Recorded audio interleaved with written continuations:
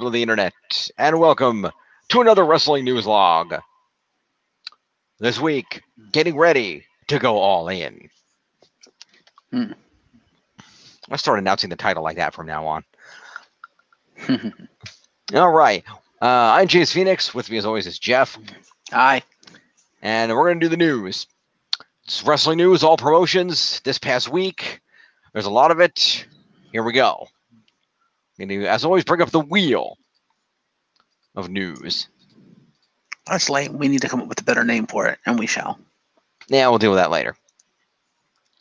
Should be noted, by the way, that the number of news from 1 to 15 are from the least recent news to the most recent news.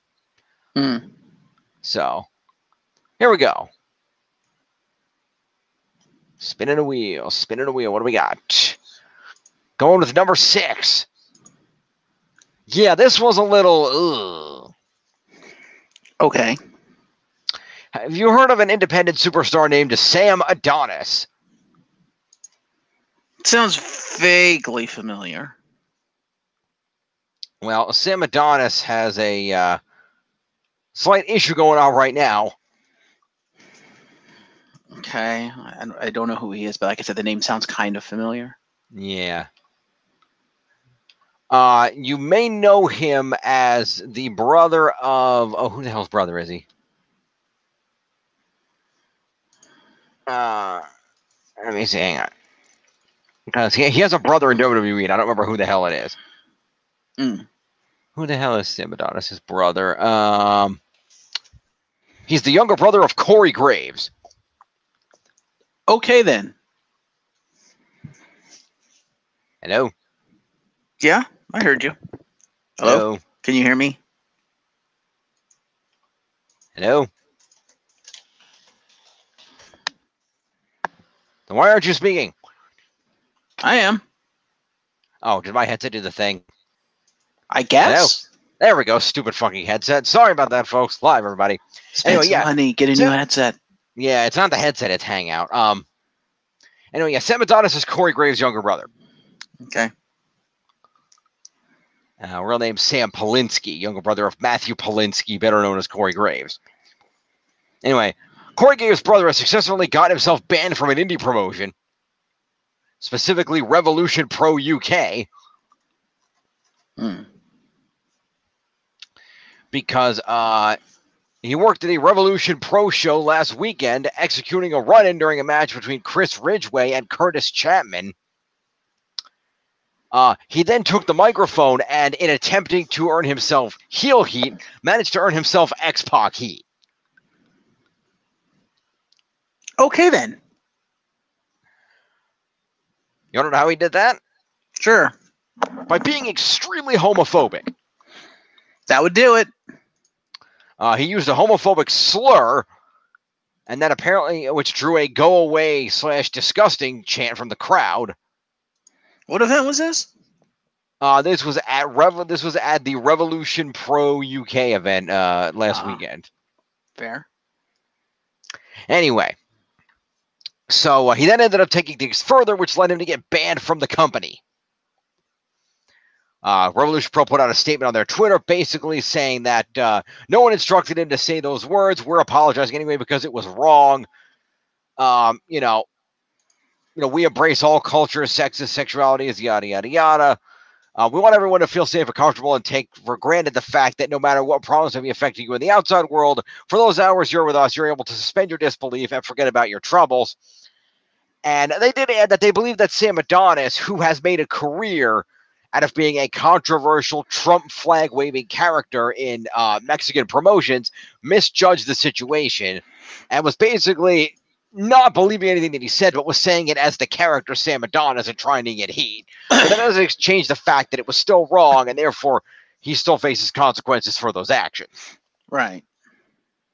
And they made clear it will not be acceptable, and that he was going to be a big part of their Summer of Independence, but he will not be appearing there anymore. And that the segment that he filmed at the live show will not be appearing on RPW On Demand. And that they put procedures in place to make sure something like this never happens again. But they would also, in closing, ask that rather than use this as a chance to attack another human being, let's recognize that everyone makes mistakes and use it as a learning experience to focus on real issues and educate and help people understand why this type of behavior is unacceptable in any environment and do our bit in helping eradicate this type of language from society. Mm-hmm.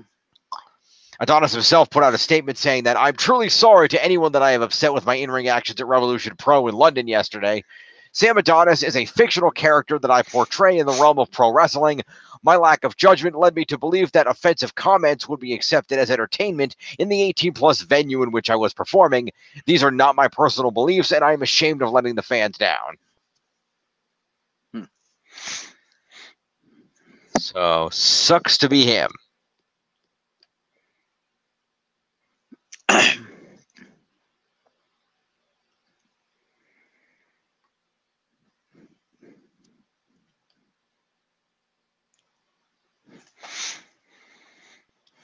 So, yeah, that happened. Fair. Going back to the wheel. Next. Number 13. What is that one? Oh, yes, good. So this week in Wrestling Dickery. Mm-hmm.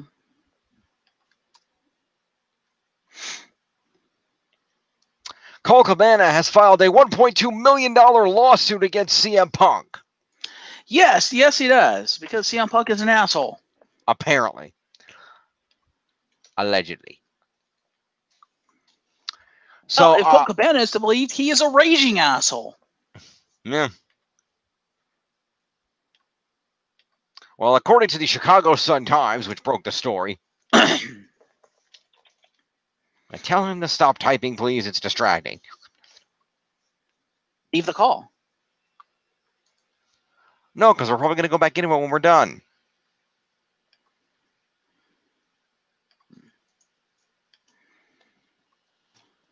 Anyway. Sorry, folks. A slight distraction. So, court documents, after fighting together on the same side in a legal battle and winning a defamation suit months ago. Oh, my God. Fucking stop. Oh, fucking ads. Go away. Well, I can't force him to do it, so he may continue. Cabana and Punk are on opposite sides of a legal battle. Cabana, whose real name is Scott Colton, is suing UFC fighter Punk, whose real name is Philip Jack Brooks, for breach of contract and fraud in Cook County Circuit Court. They have been close friends since their days in Chicago's independent scene. Cabana's lawsuit contends Punk promised to help him out with the legal bills they amassed fighting the defamation suit. Cabana claims Punk told him in a text that he would be 100% covered. Punk has failed to keep that promise, leaving him with unpaid legal bills totaling $513,736. Punk asked Cabana to pay half of the legal fees, which comes out to $256,868, saying, "You are on your own." Cabana is asking for $200,000 in general damages, along with $1 million in punitive and exemplary damages, according to the lawsuit.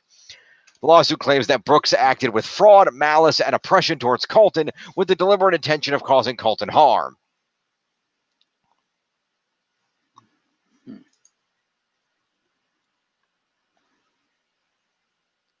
So hopefully they can get that settled. Yep. Hello? Hello? Okay, so I want to make sure you can still hear me. I can hear you. Yeah, so if Cabana is to be believed, wow, Phil Brooks is a fucking asshole. Apparently. Shame. You know, like, oh yeah, I'll pay for everything. Cut to after they've won the court case, you owe me half the legal fees. What the fuck, dude? Really? Yep. Go fuck yourself. Indeed. Better yet, go fuck that tramp of a wife you have. Oh. Damn. Moving on. Wheel. Right. Well, it's not like AJ Lee's done much to endear herself to wrestling fans since she's left WWE. She wrote a book. True. Oh, good. We're getting to our top story. Good to get out of the way early, I suppose. So, lots of news about All In this week. Mm-hmm. Much news.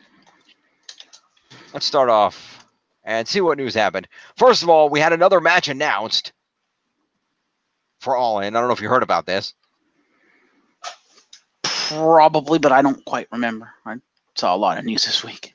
All right. As noted, the promoters announced the broadcasting information for the big event. There are tweets confirming this, as well as the latest episode of Being the Elite. It's worth noting that the Being the Elite episode announces that on the 9-1 card for All In will be a match between Stephen Amell and Christopher Daniels. I did see that. The Fallen Angel versus the Green Arrow. Yes. Wait, Kage's going to fight him? Apparently. Well, you know that is Christopher Daniels' ring name. I am aware.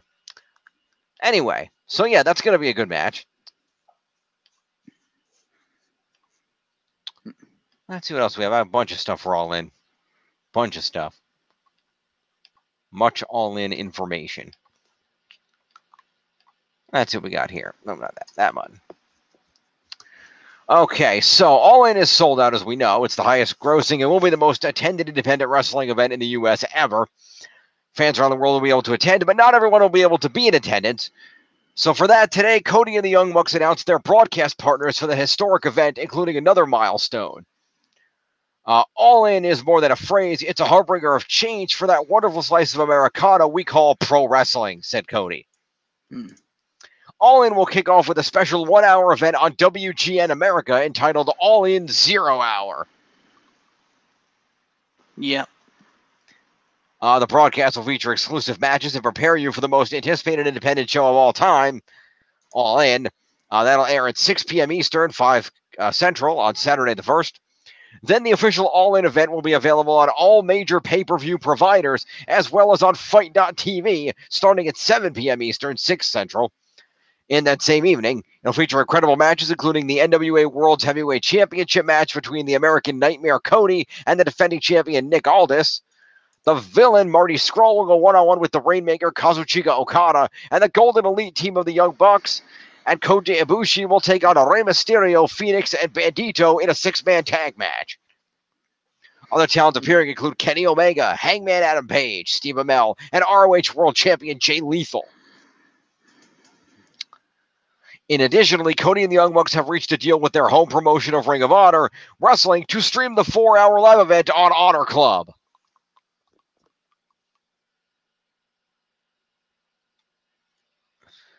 Also, if you're interested, the official All In theme song, All In by Downstate, is now available for download on iTunes. So how about that? Fair. But wait, there's more!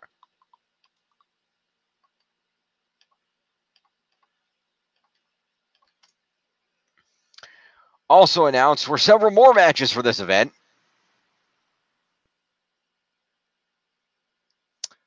The first match will be the team of Frankie Kazarian and Scorpio Sky taking on the Briscoes.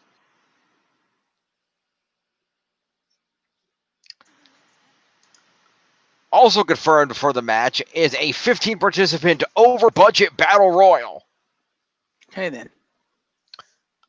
Thus far, people competing in the over-budget battle royal include Colt Cabana, Moose, Rocky Romero, Jordan Grace, and Ethan Page. Hmm.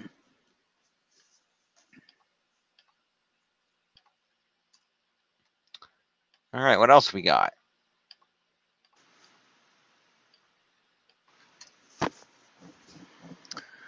Also, after issuing a challenge on his own Twitter feed this week, the official All In Twitter account did confirm that ROH champion Jay Lethal will be defending his title at All In.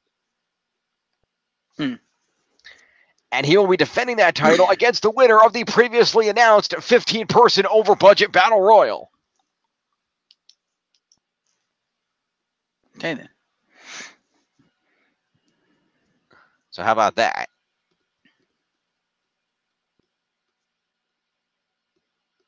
Sounds good. Good stuff. All right, what else we got? We got one more thing for All In.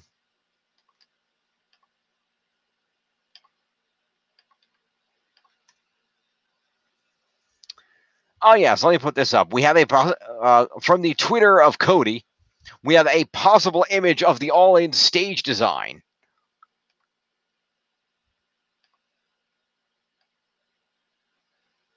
Let's take a look. Can I get a view image? No, of course you're going to be a dick and not let me do that. Of course you're going to freaking hate Explorer.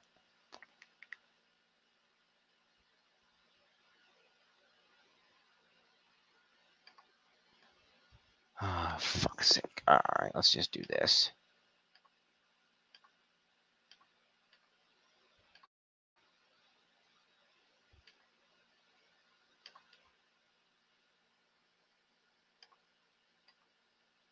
Why won't you let me freaking... come on. Why won't you let me view image, you piece of crap? Stupid Instagram. All right. Let's do this. Hang on a minute.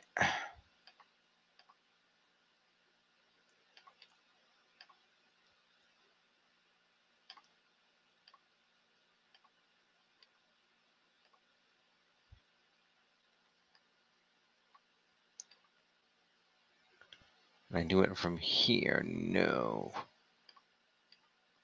All right, fine. I guess this is going to have to be good enough.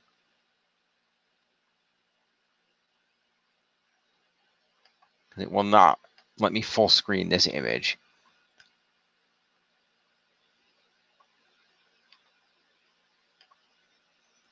Can you see the image?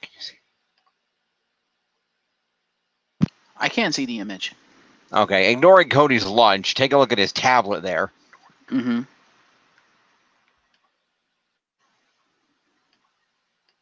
And you can kind of see it there. See, there's a little ramp here. You can see it says Bullet Club on it. All In is up at the top. It says Bullet Club on the side. I'm assuming those are screens. There's some cool looking light designs over here. It's pretty badass looking. Nice. All right. So, good stuff. Indeed.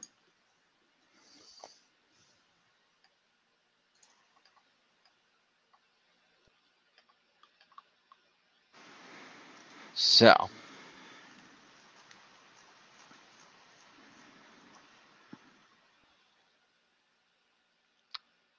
let's go to the wheel.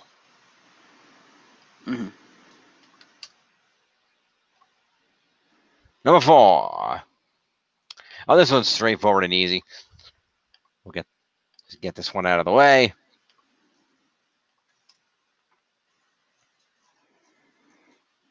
WWE and E announced this week that Total Bellas will return for a 4th season.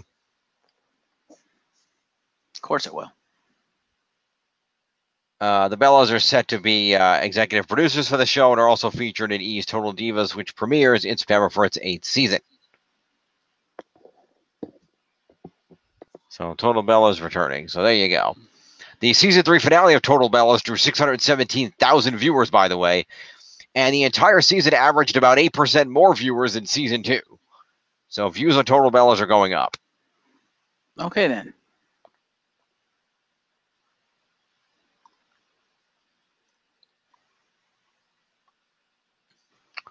So congrats to the Bellas, I suppose.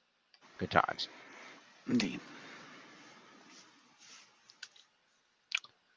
Wheel.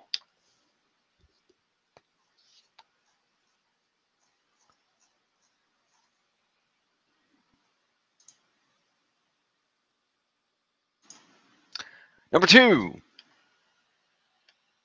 We kind of already knew this, but I figured we'd bring it up.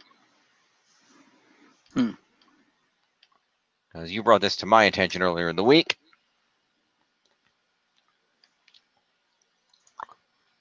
Okay, then. So, yeah, Matt Hardy's back and pelvis are fusing. Yes, they are. Due to the style of wrestling he's adopted over the years.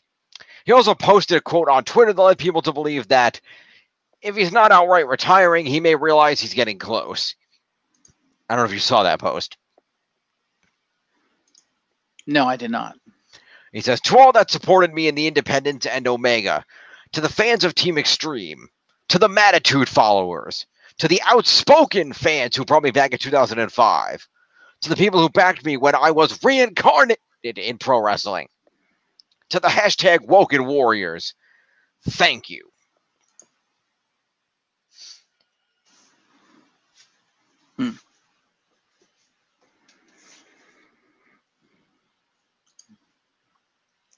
So hopefully Matt doesn't severely injure himself too much before he retires.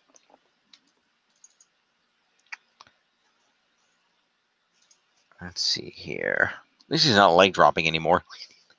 No. On to number 9. Oh, look at the little happy news. Okay. Always gonna have some happy news, bring some levity to things. So, aww.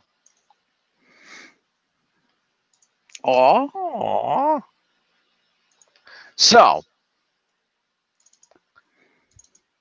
we offer some congratulations this week. As we want to do on wonderful occasions, because WWE superstar, SmackDown superstar, one half of the Good Brothers, Carl Anderson, and his hot Asian wife welcomed their 4th child this week. Okay, then. Her name is Cash. No, wait, is it a girl? No, it's a boy, Cash. Sorry. My bad on that. Yeah, he already had 3 sons. They already had 3 sons. They now have a 4th son. Cash came in at 9 pounds, 4 ounces, 21 inches long, officially born at 11:02 a.m. on Wednesday. So congratulations to Carl Anderson and his wife. There is a picture of the baby. He is adorable. I don't see it. Well, fine. I'll show you the picture if you're going to be that way. Oh, I thought you said here is a picture of the baby. Well, yeah, there's a picture here. I didn't put it up. But if you want to see it, okay. if you want to see it, I will put it up. Why not? Copy.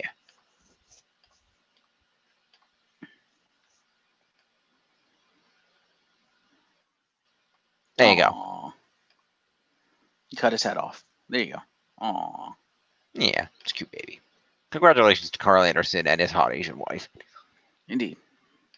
It's worth noting, according to that post, by the way, Carl Anderson notes, thank you for the well wishes, literally worldwide. Doctor referred to him as a miracle baby since his umbilical cord was wrapped twice around his neck and it was tied in a knot in the middle.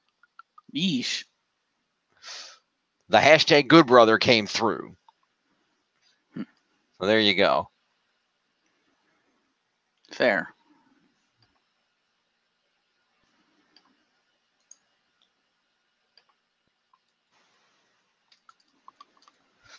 Moving along, wheel.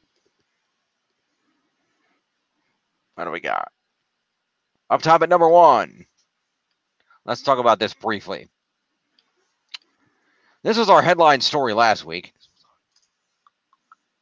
But, well, the subject of our headline story anyway. Question is what this is all going to be about exactly. So you may remember last week we talked about racist Hogan. Yes. Well, Hulk Hogan is aggressively promoting some kind of big announcement that will be happening on his website, hulkhogan.com, on October 27th. Okay, then. We don't know what. All we know is that he has been teasing it on social media as of late, and when he appeared at the National Sports Collectors Convention in Cleveland, Ohio last Saturday, he once again teased something for the date, adding that all the brothers out here with the NWO shirts on, something really special is going to be going down. Just remember the date, October 27th. Go to hulkhogan.com. Something very special is going to happen October 27th. You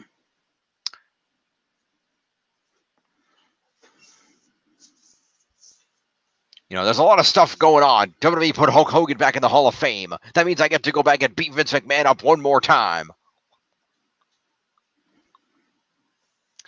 It's also worth noting that the front page of hulkhogan.com reads, something big is coming, and it's going to be the number 2 Sweet Brother. Save the date, October 27th. Okay, then. Hashtag 2 Sweet. Okay, then. That's not literally the hashtag there. I just said that. Okay, then. So we'll check back in with that when we get around that time and see what Hogan's announcement is. Well, that's next. Number 10. Oh, this is cool. I approve of this. This is good news. You like Renee Young? Oh, I think I heard about this. Yes, I do like Renee Young. Well, in a spot of fun, Renee Young is going to be filling in on commentary for the entire 3 hours of Monday Night Raw this coming Monday. Yes, she is. She'll be filling in for Jonathan Coachman, who is going to be fulfilling another obligation that night. As she records her second day of commentary for the Mae Young Classic in Orlando on Thursday as part of the commentary team alongside Beth Phoenix, she's set to make more history this coming Monday night. She'll serve as guest commentator for the final episode of Raw leading into SummerSlam, with Coachman out fulfilling another obligation. Young will be a part of the broadcast team for the entirety of the broadcast, working alongside Cole and Corey Graves. I believe this is the first time ever that we have had a woman in the booth for an entire episode of Monday Night Raw, said Cole to ESPN. Renee added, when Michael told me, I was like, this Monday? What are you talking about? I am so excited for this opportunity to be sitting with Cole, who has been such a great champion of mine since I've been working for WWE. It's going to be really cool. And she previously served as part of the NXT broadcast team alongside a variety of other commentators, which is where Graves got his start. And, of course, she's been serving as commentary on the Mae Young Classic. Renee has broken barriers all over the place, said Cole. She's reaching out and doing things that would have never been dreamed of 10 years ago. Coach added on his Twitter that he's absolutely thrilled that Renee has earned this opportunity as filling in for him. And he says he can't wait to hear the different dynamic in Greensboro. And it is also heavily speculated, given this direction, that Renee will also likely end up on the commentary team for the Evolution pay-per-view. Which is what people speculated anyway. So, yep. Yay! Congratulations, Renee. Now, if we could just repair this for the future and have you replace Cole, we'll be good to go. If you replace anyone in the future, it'll be Coachman, not Cole, because people are speculating there's a reason Coach hasn't been and cannot ever be in a WWE video game. Why? Well, they're speculating it has to do with, other obligations he has, and because of that, there's speculation that he may not be 100% WWE. And because WWE doesn't own him, they can't actually use him in video games and stuff. And of course, we know Vince's stance on owning people. If he doesn't own you, he ain't going to use you. Right, that's fair. Yeah, so. Moving along. Wheel, here we go. Number 5. Live. Oh, yes.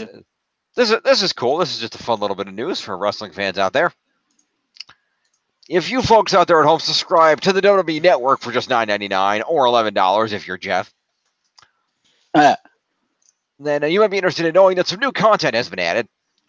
Specifically, the classic Coliseum home videos have been added to the network. Over 50 hours of them from the 80s and 90s. They're going to announce the collection next week. Why can't I scroll? What the fuck? Uh-oh. Can we... Come on. Oh, boy.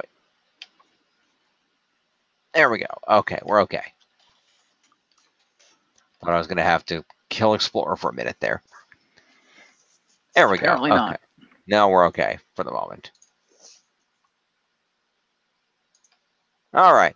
If you're interested, the following are what have been added. The following Coliseum home videos have been added to the network for your viewing enjoyment. From 1985, the Hulkster Hulk Hogan, Andre the Giant, and Roddy Piper's Greatest Hits. From 86, the life and times of Captain Lou Albano, Ricky the Dragon Steamboat, the British Bulldogs, Bruno Sammartino, Living Legend, and Macho Man and Elizabeth. From 87, George the Animal Steel, the Hart Foundation, Jake the Snake Roberts, the Ken Patera Story. From 1988, Brutus the Barber Beefcake and Macho Madness. From 89, Hacksaw Jim Duggan, Ultimate Warrior, Hulk Hogan, Real American, and Demolition. Then we jump to 1992 for The Ultimate Warrior. 1993 brought UK fan favorites, Global Warfare, Bret Hart Greatest Matches, British Bulldog Davey Boy Smith. 1994 brings us The Undertaker Face of Fear, Paul Bearer Hits from the Crypt, Razor Ramon, and German fan favorites. And 1995 brought us The Undertaker Buries Them Alive, Big Daddy Cool Diesel, and Shawn Michaels. And the last one from 1997 is Sunny. Okay, then. Those are all now available on the WWE Network. Check them out. Cool. Mm-hmm. Moving on. We have more things, many more things. Wheel.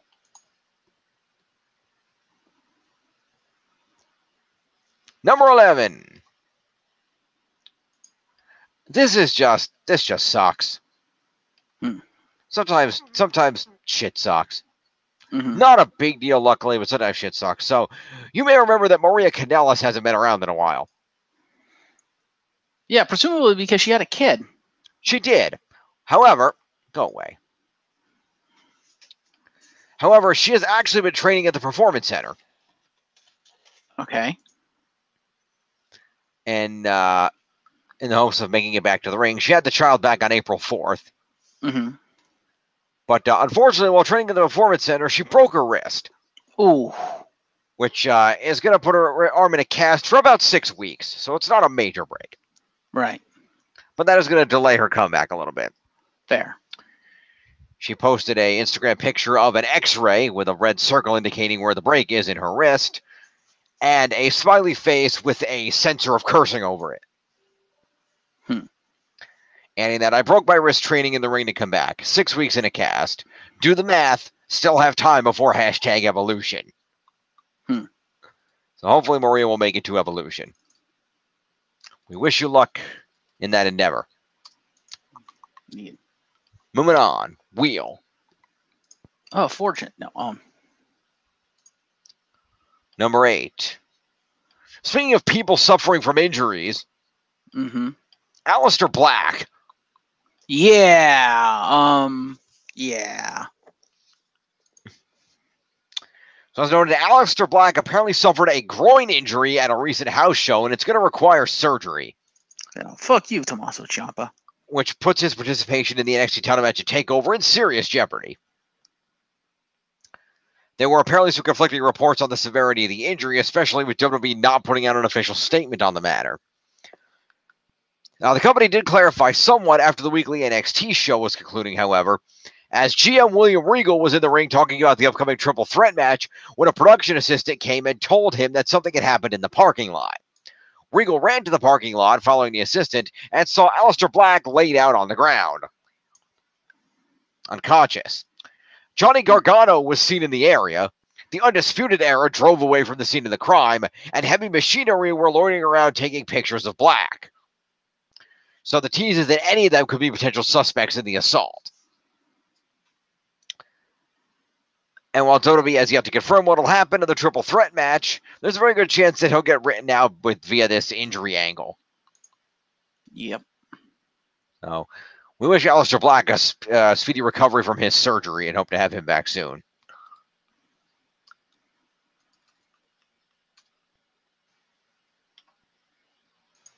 All right, where's the wheel? There's the wheel.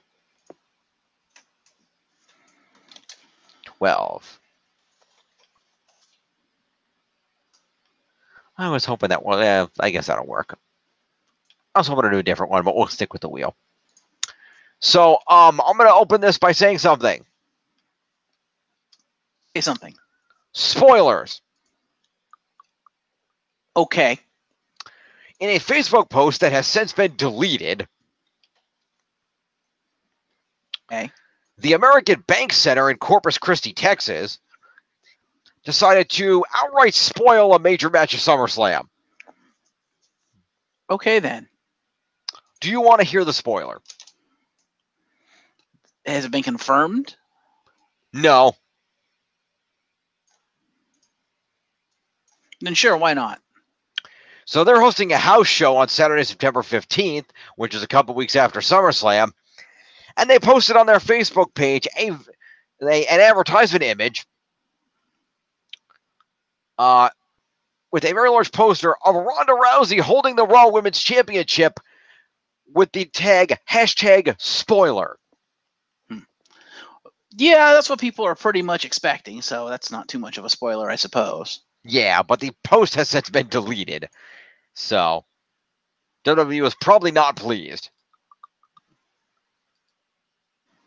Yeah, I could imagine. All right, so wheel. 3 left. 14. So, the Super Showdown is coming to Australia in October. You may have heard about it. I have. Well, we have another confirmed match for that event. Okay. Added to the card a couple days ago, we found out that there will be a one-on-one match between John Cena and Kevin Owens. Yes. So Owens is not going to win at SummerSlam then? I don't know. But according to WWE Australia, breaking 16-time world champion at John Cena to return to Australia to face at Fight Owens Fight at WWE Super Show down. New release of premium floor seats on sale now at Ticketek AU. Okay.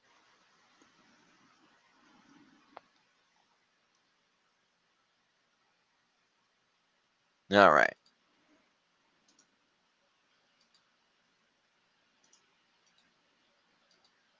I assume then you didn't hear the other Cena news. What other Cena news was that? Well, as you may or may not know, there is a China event set to happen in like September or October. I can't remember the exact date. I have heard this. It's going to be like the first ever event in China, I suppose. Yeah. And apparently Mr. Anti-Bumblebee is supposed to be at that show. Okay. And John Cena, on a video on WWE's YouTube, I guess he went back to the Performance Center to kind of work out and stuff, and work off ring rust. He's apparently set to debut a new signature move, if not a new outright finishing move, based on a Chinese martial art. So he was like, so what better place to debut a move that I'm basing off of the Chinese martial art than in China? Makes sense. And basically the title of it is, Cena set to debut the 6th move of Doom. Nice. Which is horseshit because he's already debuted the 6th move of Doom. It's the fucking Springboard Stunner. Yes. So apparently he's set to debut a 7th move of Doom. Unless he's removing one from his moveset. Apparently, unless he's really, embracing the fact that he is in fact a Pokemon. I don't know. But yeah, so apparently Cena's getting a new move at the age of 40. Yeah, good for him. So be on the lookout for that. If it goes over well, he may just continue to use it. All right.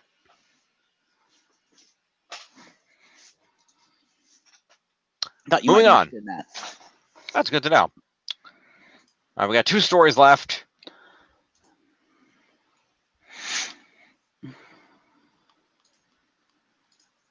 Which one's it going to be? 7. All right, we don't have to end with a horrible story. That's good. So, let's talk about the Mae Young Classic.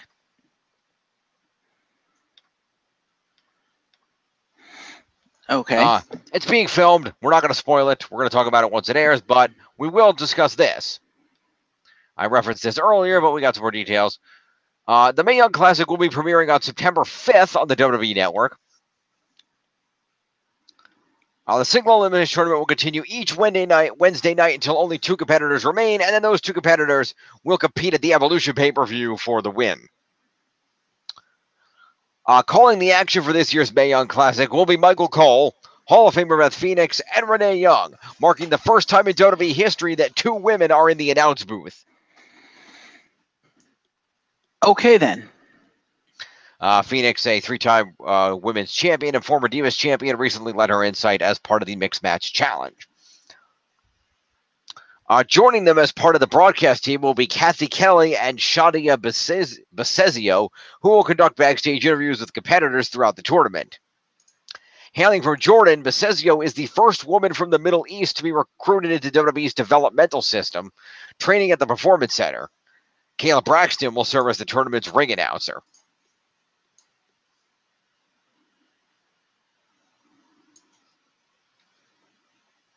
Okay, then. Indeed.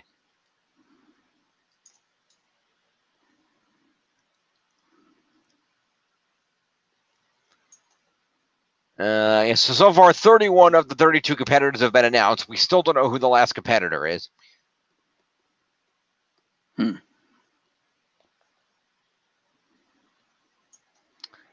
The universe will have to wait till September 5th, however, as the Mae Young Classic 2018 bracketology will air on Wednesday, August 29th at 9/8 Central on the network, hosted by Beth Phoenix and the voice of NXT, Mauro Ranallo, as they analyze the tournament and make predictions and such things.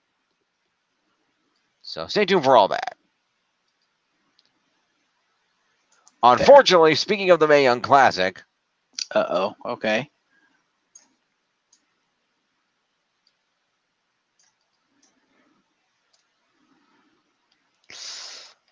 Yeah, well, I think, is this the story or is it the next one? Because I have two other things. Let me see if this is the right one. We got a bad story this week. Is this... Yeah, that's that. And I think the other one was... Is the other one just a follow-up on this? Might be. Or is there something else?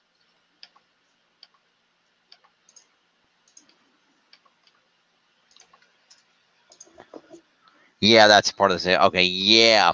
One of the competitors in the tournament was Tegan Knox.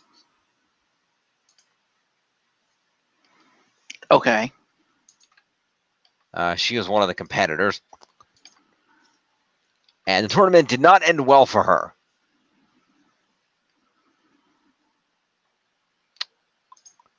This is a minor spoiler from the event, but we need to talk about this. Tegan Knox is from Wales, by the way, just for the record. Okay. So Tegan Knox was at the second night of tapings for the Mae Young Classic at Full Sail University, and she was wrestling opponent Rhea Ripley. Okay. And Tegan Knox attempted to do some manner of a suicide dive. Okay. From the inside of the ring, outside of the ring.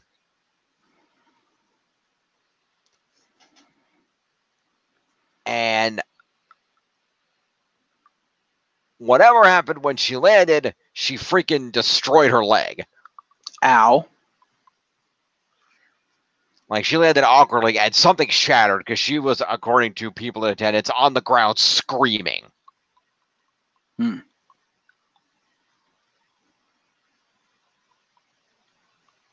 Like, they called the match off. They shut the whole thing down. Like, it was bad. Wow. Like, I don't know if it was Psycho Sid bad, but it was bad. Because you don't get much worse leg injuries than Psycho Sid bad. Yeah. You remember that. Yeah. Yeah. Ugh. But anyway, she did take to social media and issue a statement after being tended to, saying that this isn't how I plan to finish the Mae Young Classic in any shape or form, but the last 2 days have been the best experience of my life, despite the obvious. My match with Rhea was something I've wanted for a while because damn, that girl is talented, even if she is very moody. Freak accidents happen, it's part of the job, but to hear that she had a killer match with one of the best wrestlers in the world, Io Shirai, made my heart swell with happiness. This is more mentally draining than it is physically, but you can guarantee that this isn't going to keep me down. I have the best friends and support system a girl could ever ask for. I worked so hard for over a year to be able to compete in this year's NYC, so you know for a fact I'm fighting back stronger than ever. Every message I've received on Twitter, Facebook, Instagram, text, etc. has been absolutely overwhelming. The fact that my hospital room was full of people really warms my heart and honestly meant the absolute world to me. I said it before and I'll say it again. Everything happens for a reason. So no matter what the full extent of this injury is, I'll be back and I'll be shinier than ever.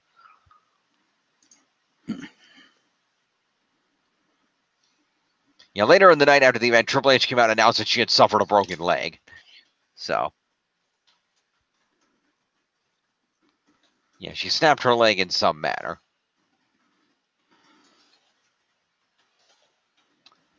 So that really sucks for her, and we wish her a speedy recovery, because damn. Indeed.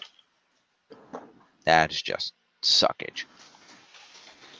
That is very much suckage. It is. Let's go to our final story of the night. Sure. So, you remember that whole Madison Square Garden fight? You mean WWE versus the world? Yeah. Yeah, what about it? Well, the G1 Supercard, co-run by ROH and NJPW at that event during WrestleMania 35 weekend, is sold out. Yes, it is. They issued a press release stating about 100 miles separate Murphy Recreation Center in Philadelphia from Madison Square Garden in New York City, but it might as well have been 1 million when Ring of Honor held its debut show before a few hundred fans at the Rec Center in 2002. ROH, then a small DVD-based pro wrestling company, ever getting a date at the world's most famous arena was unfathomable. The same could be said for New Japan Pro Wrestling. While NJPW, formed in 1972, has drawn a number of large crowds at the Tokyo Dome over the years, it only recently expanded into the U.S. market and has yet to get a taste of the Big Apple. All that changes on Saturday, April 6, 2019, when ROH and NJPW, otherwise known as the best wrestling on the planet and the king of sports, respectively, joined forces to present G1 Supercard at the sold-out Madison Square Garden. Tickets for the event sold out within minutes after going on sale to the general public this morning. That was the morning of Thursday, just FYI. Nope, sorry, Friday, morning of Friday. Okay. We are absolutely thrilled and equally humbled by the fan response to this show. We thank everyone for their support, and let's enjoy this together, said ROH General Manager Greg Gilliland. NJPW President Harold Mage added, Madison Square Garden is one of the holy grails of pro wrestling. It's the place to be. It's not only a great honor for us, but it shows how far we've come after 46 years of being in pro wrestling. The word historic gets thrown around liberally in pro wrestling, but G1 Supercard will truly be a groundbreaking event, as the McMahon family of promoters has had a stranglehold on the Garden for nearly 60 years. The last time a wrestling show at MSG wasn't promoted by a McMahon was on November 14th, 1960, when Jack Pfeiffer booked a card headlined by Bruno Sammartino versus Antonio Rocca, according to Dave Meltzer of the Wrestling Observer. The storied history of pro wrestling at the Garden, the current MSG opened in 1968 and is the fourth building in New York to bear the name, dates back to the late 1800s and includes William Muldoon defeating Theobald Bauer in 1880 to become the first American Greco-Roman heavyweight wrestling champion. Bruno Sammartino winning the WWF title from the Nature Boy Buddy Rogers in 1963. Hulk Hogan beating the Iron Sheik for the WWF title in 1984, and the first WrestleMania in 1985. In April, ROH and NJPW will become part of that illustrious history. WWE Hall of Famer and current ROH star Bully Ray put it into perspective in a recent video on social media that was shot outside the Garden. The AWA never ran Madison Square Garden. ECW never ran Madison Square Garden. And WCW never ran Madison Square Garden, he said. This show will become part of wrestling history. In 50 years, people will still be talking about the Ring of Honor and New Japan Wrestling G1 Supercard. If you're a wrestling fan, this is the place you want to be. This is a show you want to see. This is the memory that you want for the rest of your life. More about their joint venture, working together, natural partnership, yada, yada, yada. Talks about their history. But yeah, so sold out and going to be a big deal. We will see what effect, if any, that has on WWE's weekend festivities. Indeed. All right. And with that,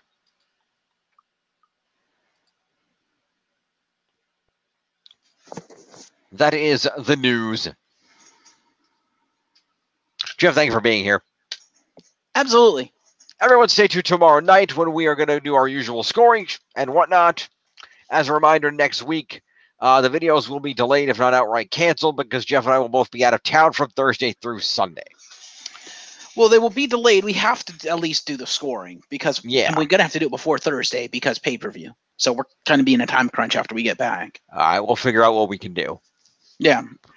All right. And then also, we have to do it because it's also the end of the season. True. Because literally SummerSlam is the end of the season. So, yeah, we kind of don't have a choice here. We'll wrap the season up and we will deal with that when we come back as time allows.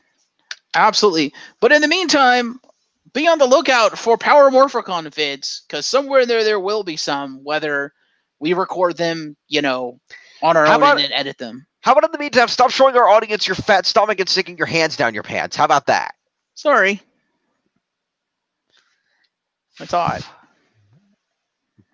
Put your air conditioner in, you lazy bastard. Anyway, he's Jeff. I'm James. We'll see you tomorrow for scoring. Peace. No! Why? Why do you sabotage me so?